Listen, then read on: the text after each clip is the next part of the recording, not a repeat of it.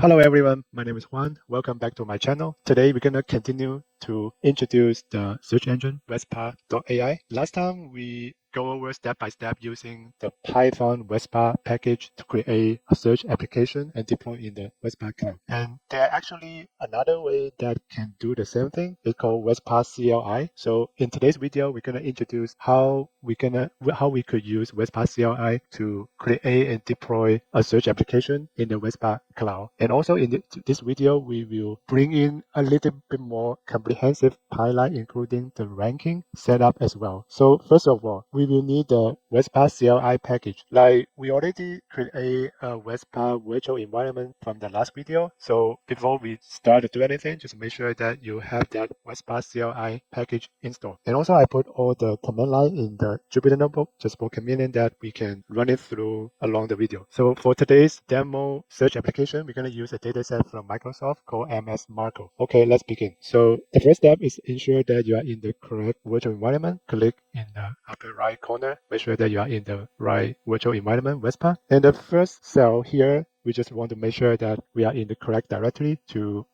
because there's some annoying feature of the Jupyter notebooks that it will always dig to a current folder and it will mess up the code where the Vespa sample application they already create. Okay, let's run the first step that we create a text search folder. Just ensure that we are in the notebook directory correctly. And the next step is we're going to use the Vespa command line to clone the sample application. So this sample application will be from the Vespa GitHub. So they actually do a very good job that they create a bunch of the sample application there for user to play around. We claimed last video that it's really less people to use Vespa engine, and also even they have such a good feature, including all the requirement from the enterprise search engine, and it has a very steep learning curve. But actually, when I found their GitHub, they have pretty good demo tutorial and sample application. So we're gonna clone text search application from their GitHub and name it text search under the folder. So you can see at the beginning we have the empty. Right now we download everything we needed. We will move to the text search folder. Just make sure that we are under the text search folder. So you can see that we are under this folder right now. Like we mentioned last time that in order for Vespa to utilize in feeding the data, we have to follow the data format that required. So the sample format will be you have something called ID output, then you have the have the field. So like each of this dictionary is called one document.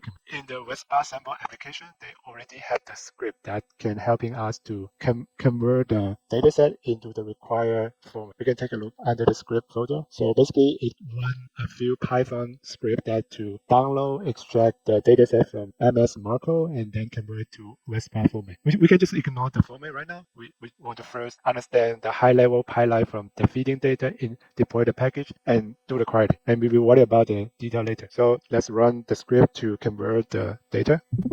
Just want to know that after we run the script, we will have the new JSON file under dataset folder. It has about 1,000 entries in this dataset file, which is already in the Vespa format. Also, there is a test query that prepared by Vespa GitHub. We can use this query for testing later on. So basically, the way they do that is they go over each document and generate the question that can be answered by that particular document. Okay, after we convert the format, then we will, like we mentioned in the last video, we have to tell the application that what is your schema and how do I index your data for the later search use. So all of that is setting up under the folder called app. So there is another subfolder called schema. So this MS Marco is the schema name. So basically, when I open it, this schema name has to be the same as your file name. So this is the syntax it's using when we use the Vespa CLI to feeding the data and create the package. So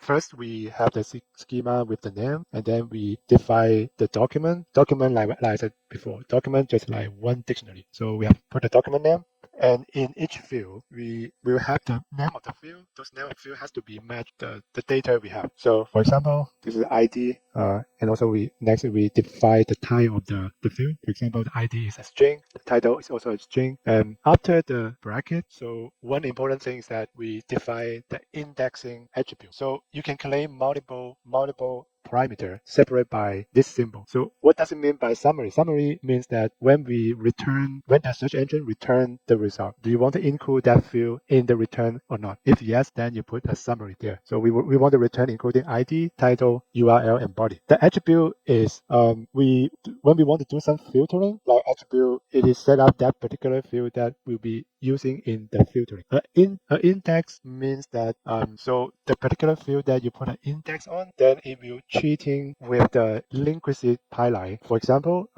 you don't have to exact match when you put an index on it. For example, your query has a word called run, and then through the linguistic pipeline, running ran will be matching as well if you put the index there. Okay, another confusing part is another another parameter to define is they call index. So index means that do you want to index by using an algorithm for that particular field or not? So you can see here title, URL, and body. So we want to index by the BM25. So another thing I want to mention is that the field set is something that we would like to combine when we search something.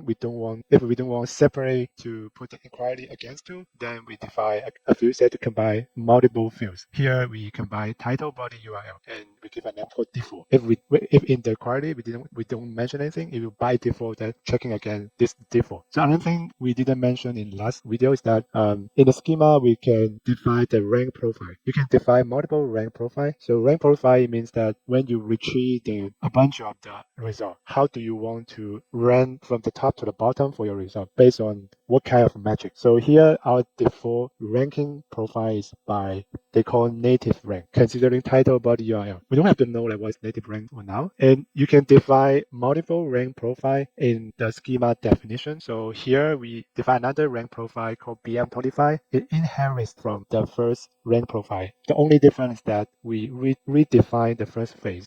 Basically, we're using the BM25 algorithm to calculate the scores for both title, body, URL, and plus them together. Okay, when we have the schema configuration done, then another one under the app is called service. So the first half is defining the container. The second half is defining the content. So under the container configuration, basically, if you have this XML line right down, means that you enable that particular configuration. So it's confusing, right? It should be like a toggle button in a GUI that you can just click. But here is if you want to enable search, then you have to put enable search, like select search there. It means enable this function.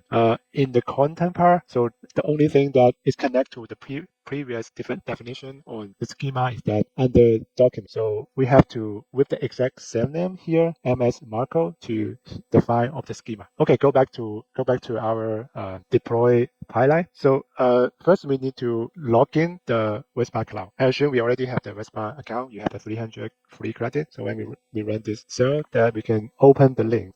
The same issue that the Jupyter Notebook output you cannot. I'm gonna copy the cell output.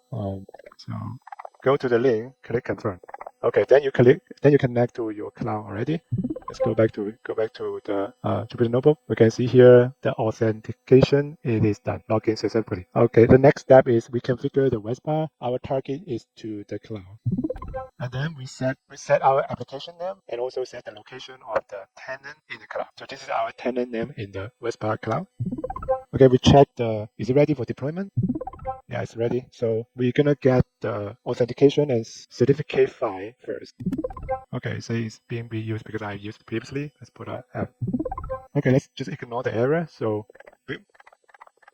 yeah, what we claimed before is that you don't have the correct certification file. That it's gonna be asked you whether you want to use the existing certificate of the application into this package. You're gonna need to answer yes and no. And in the Jupyter Notebook output, it's very hard for you to. It's a bug. It's hard for you for entering yes and no. Basically, this check you put a yes at the beginning and put a vertical line means that you have like two command line that you want to execute, and then just avoid that you need to put a yes and no here. It will take some time to deploy the package. Okay, go to ours. Yeah, still not ready yet. We're gonna come back later. Okay, we are back. So the app has been deployed. Although you see there's an error message here, it's saying that the deadline reached because we set up a 5-minute waiting time. So, but it exceeds 5 minutes to finish the deployment process. We can double check by this command. Okay, it's probably that because we are leaving too long. Okay, let's just run the authentication again.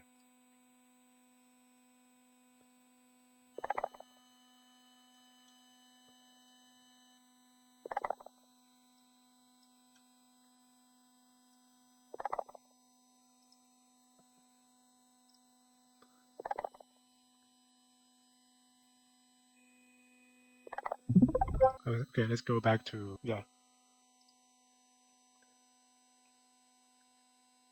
and let's check the. Yeah, you see that deployment is complete. We can double check in the cloud portal as well. Okay, we can see that here this text search application has been deployed and there's no document yet. So our next step is to feed the dataset we already formulate into the required format. Okay, it will take some time. Okay, we can go to the portal to check like the doc. It will take a few seconds.